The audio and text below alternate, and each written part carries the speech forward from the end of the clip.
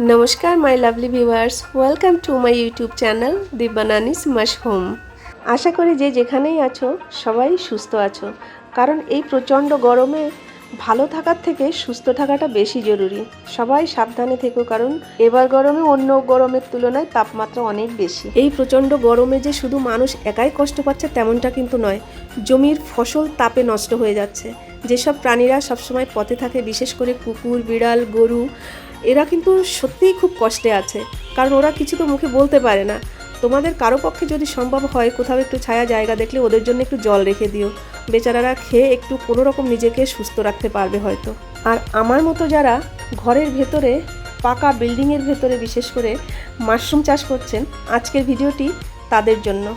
এমন অনেকেই আছেন যারা সারা বছর ওয়েস্টার মাশরুম চাষ করেন, যদি তাদের ফার্মটা মাটির ছোঁয়ার সঙ্গে থাকে, বিশেষ করে বিল্ডিংয়ের মধ্যে নয় কিংবা ঘরের আটকা জায়গায় নয়, নিচে কোথাও শেড করে মাশরুম চাষ করছেন, তাদের পক্ষে কিন্তু সমস্যা তেমন একটা হয় না, কারণ মাশরুম মূলত মাটির ছোঁয়া, গাছের ছায়াটাই বেশি চায়।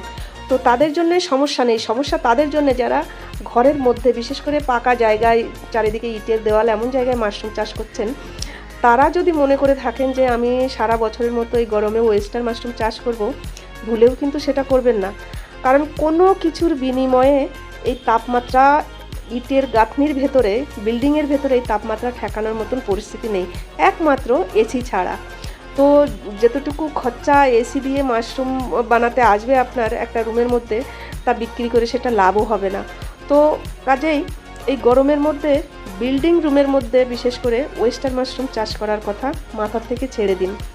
না হলে কি হবে, এই আজকে আমি যেমন ভুগছি, সবার এরকম একদম মানে মাশরুম বেড বসানোর পরে মনে হবে যে কেন আমি বসালাম।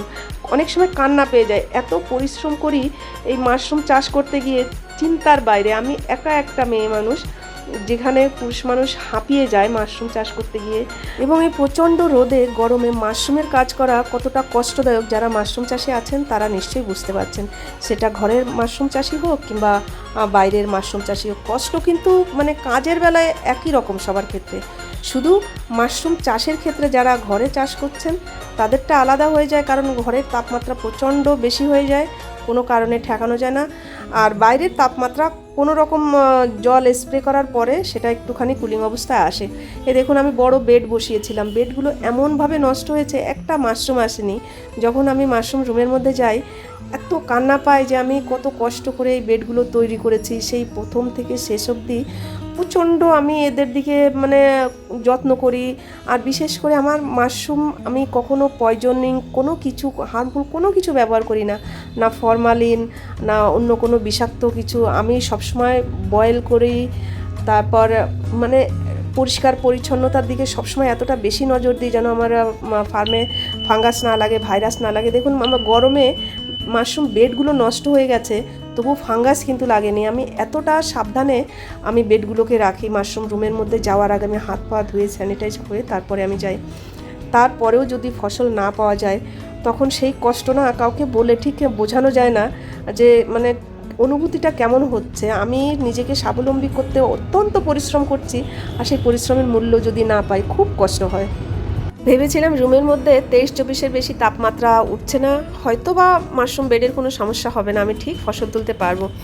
কিন্তু যতই ঘরের ভেতরে তাপমাত্রা কম থাক না কেন, ওই যে ভ্যাপসা একটা জলীয় বাষ্প, একটা গরম, যে কারণে বড় যে মাশরুম বেডগুলো আছে ওটার ভেতরে গরম বেঁধে বেডগুলো সমস্ত নষ্ট হয়ে গেছে। পাশাপাশি দেখুন, ছোট বেড বানিয়েছি আমি। এই সমস্যা দেখার পরে যখন দেখলাম যে বড় বেডগুলো এরকম ওর ভেতরে গরম বেঁধে নষ্ট হয়ে যাচ্ছে, তখন আমি বুদ্ধি করে ছোট বেড বসিয়েছিলাম। একটা ছোট বেড কিন্তু নষ্ট হয়নি। যতগুলো ছোট বেড আছে এখানে, সব বেডগুলো এত পারফেক্ট, এত ভালো আছে যে ওদের দিকে তাকিয়ে কখনো কখনো নিজেকে একটু সান্ত্বনা দিচ্ছি যে না, মানে নাই মামার থেকে কানা মামা ভালো, কেউ তো একটু ভালো আছে। দেখুন, বড় বেডগুলো এমন একটা পরিস্থিতি তৈরি হয়েছে ওর মধ্যে, মানে পিন হেড আসবে করেও সেই পিন হেডগুলো বাইরে আসেনি, এতটাই ওর মধ্যে গরম বসে গেছে, কিন্তু একটা ফাঙ্গাস লাগেনি। আর এই যে ছোট বেডগুলো ভালো আছে, ছোট বেডগুলো নষ্ট হয়নি বটে, কিন্তু ওটা পিন হেড আসতে অনেক দেরি হচ্ছে। আর পিন হেড যদিও বা আসছে প্রথমবারের পরে গিয়ে দ্বিতীয়বার, আর আমি ফসলটা তুলতে পারছি না, পিন হেডটা খুব দ্রুত শুকিয়ে যাচ্ছে। এত সমস্যার কথা ভেবে আমি সিদ্ধান্ত নিয়েছি এই গরমে ওয়েস্টার মাশরুম চাষের আমার এটাই লাস্ট ফার্মিং। আবার যখন ওয়েস্টার মাশরুমের অনুকূলে পরিবেশ তৈরি হবে তখন আবার আমি ওয়েস্টার মাশরুম চাষ করব। নিজের সময় নষ্ট করে এতক্ষণ সাথে থেকে ভিডিওটি দেখার জন্য সবাইকে অনেক অনেক ধন্যবাদ। আমি জানি সবার সব ধরনের ভিডিও ভালো নাও লাগতে পারে, তবুও আমি আমার নিজের তৈরি ছোট্ট মাশরুম ফার্মটির ভিডিওগুলো আপনাদের মাঝে শেয়ার করি, যদি কারো উপকার হয়, যদি কেউ স্বাবলম্বী হতে পারে। যে কারণে আমি অনুরোধ করব, যদি আপনাদের আমার ভিডিওগুলো ভালো লেগে থাকে তো অবশ্যই লাইক, শেয়ার, সাবস্ক্রাইব করে দিন, হয়তো অন্য কারো উপকার হতে পারে। সবাই সুস্থ থাকুন, ভালো থাকুন।